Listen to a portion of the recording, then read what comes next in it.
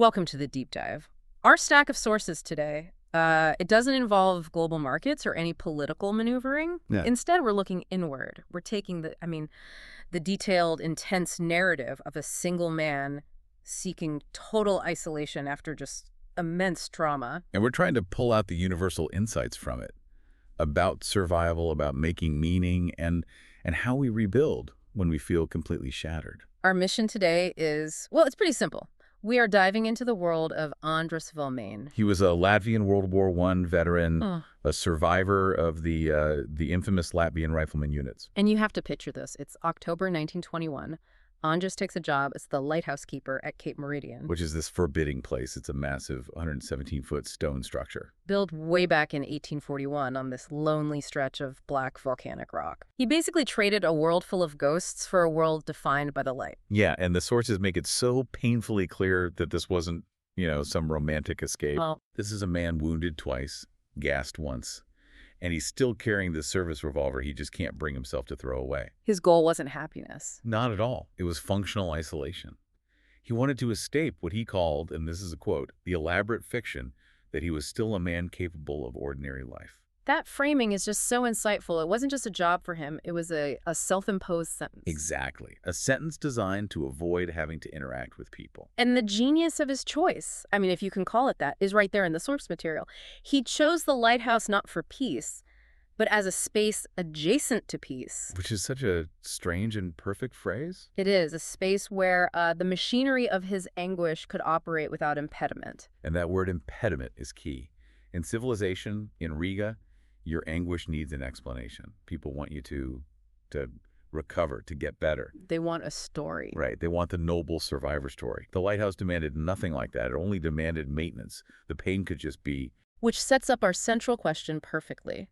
When a man is completely broken by senseless violence, how does he anchor himself in a life of, mechanical duty and total solitude? It starts with the physical work. Right, the job itself. It's this immediate, concrete antidote to all that abstraction.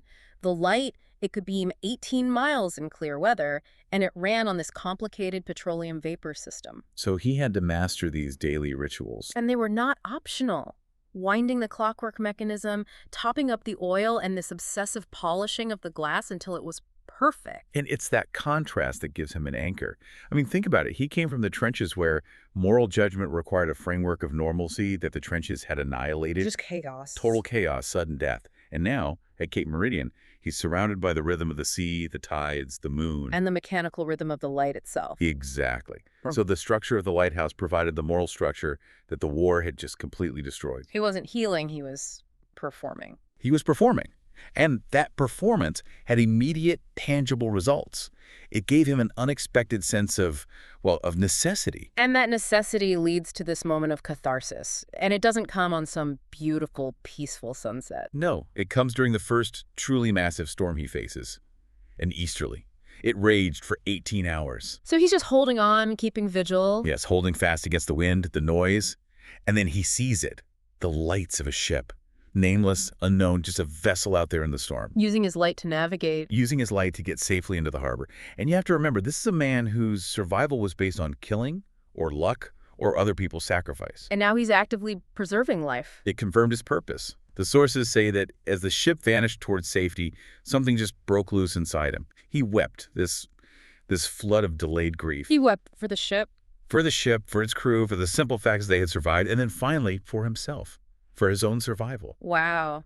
It took saving strangers to finally let himself feel his own pain. Yeah.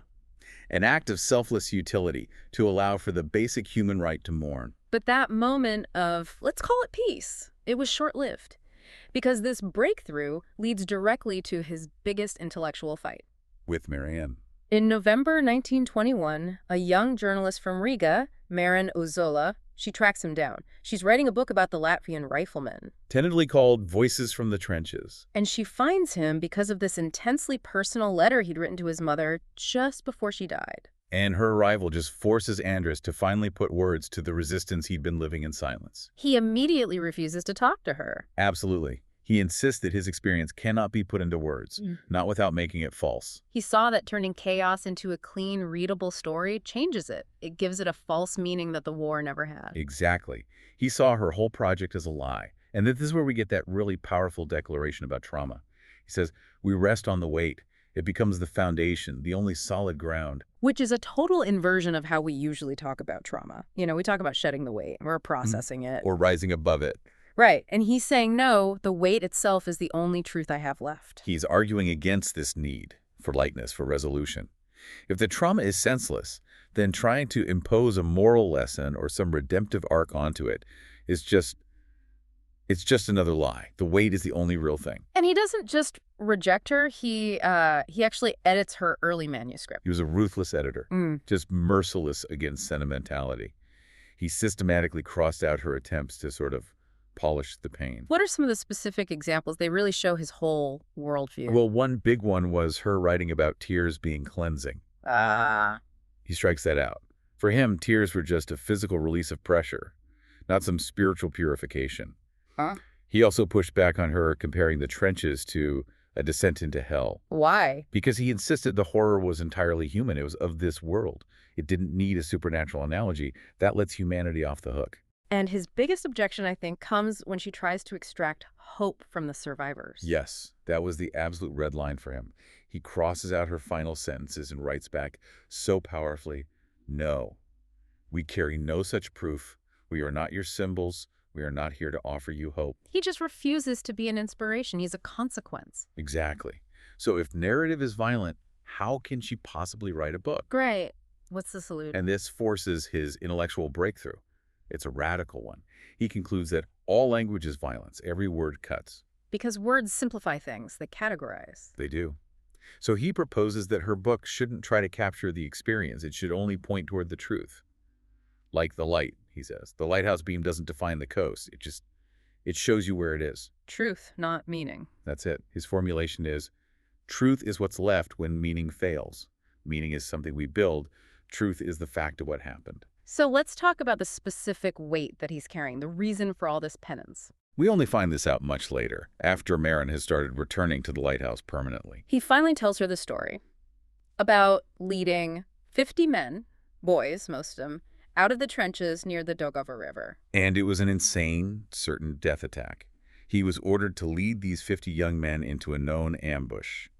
A sacrifice, basically. And the core trauma isn't just that he survived, it's how he survived. Yes. The account is brutal. He says he only survived because a 17-year-old boy named Janice fell on top of him and shielded him from the machine gun fire. So Janice absorbed the bullets meant for him. Yes. And this created this profound, unpayable debt. He felt he was literally killing men by escaping from under their bodies. And so the light, the nightly act of preserving life, that became his answer to the debt, a form of penance. A mechanical attempt to balance an impossible moral ledger. Every ship saved was, for him, a small assertion that his survival wasn't just about death. Their relationship really evolves after Marin comes back to stay, not as a journalist anymore. No, as a companion. And the dialogue shifts from analyzing the past to, well, building a future. She changes the conversation, right? Away from this idea of forgiveness. Yes, she sees that's futile. She suggests the focus should be on acceptance. That carrying the weight is not the same thing as being crushed by it. She says the act of carrying the dead is itself a way of honoring the dead. So the foundation he's standing on, that weight, it can also be his strength. If he accepts its dual nature. Exactly. To carry the acceptance and the refusal, the peace and the war. Yeah. And their shared silence, their shared recognition of that contradiction. That's what redefines their world. Andrew starts to realize that home wasn't the past he'd lost in Latvia. It was something new. He begins to see home as a practice. Something we build each day, something we maintain, like the lamp. That's a critical shift. Home isn't a place you return to. It's an action. It's something you build every day through maintenance and predictability and just shared recognition. This gradual 5-year process sets the stage for the end of his journey. He finally agrees to face the past head on. He writes to the memorial committee. He agrees to go back to Riga for the dedication for the Latvian Riflemen. And this isn't some triumphant return. Not at all. It's the final act of penance, the settling of the account. He goes back to Riga, stands before this simple granite obelisk with thousands of names on it. And he finds Janice's name. He finds his name. Mhm. And that's the moment the whole frozen structure of his grief just shatters. The man who said all language is violence finally speaks. It's a stone. Just to the stone. He says, I'm sorry I survived. I'm sorry for everything. And that reckoning, it doesn't erase the weight. No, but it's just its nature. The result isn't some magical peace. It's a new, quieter form of hope, one that's rooted not in expectation, but in acceptance. He realizes the light he tends every night doesn't justify the darkness. Right. It doesn't solve suffering. So if it doesn't justify the darkness, what does it do?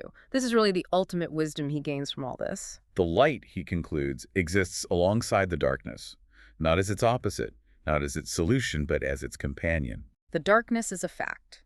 The light is just a persistence in spite of that fact. So his task, his true purpose, became just that. Persistence. Not to eliminate the darkness, that's impossible, but to keep the light burning anyway. It's an act of simple, defiant assertion. The poet Clara, whose books Marin brought him, she summed it up. We are all flames refusing to go out. The purpose is the refusal itself. And the final known facts of their lives really reflect that. Andris Valmane and Marin Ozola lived at Cape Meridian for decades. They just vanished in the late 1950s. No records, just local myths. Yeah. But the physical traces of their journey are still here. Marin's book was published, and Andris's notebook, The Lighthouse Journals, is in a museum in Riga. And the final entry in that journal, it really captures the ultimate lesson of this whole deep dive. It's a profound thought for you to carry with you. The final entry reads, "The light burns on, I burn on." These are the same fact expressed in different forms. There is nothing more to say, and yet the saying continues, not because it achieves anything, but because it is what the living do. And that's everything, isn't it? It's the constant assertion of life against the silence. It's the practice of home. It continues, just because continuing is what it means to be alive. Andris proved that even if the darkness will have the final fact, the loss, the death, the work of keeping the light, that continued assertion ensures that the darkness never gets the final word. And that commitment, regardless of the outcome, is a meaning that is truly worth practicing.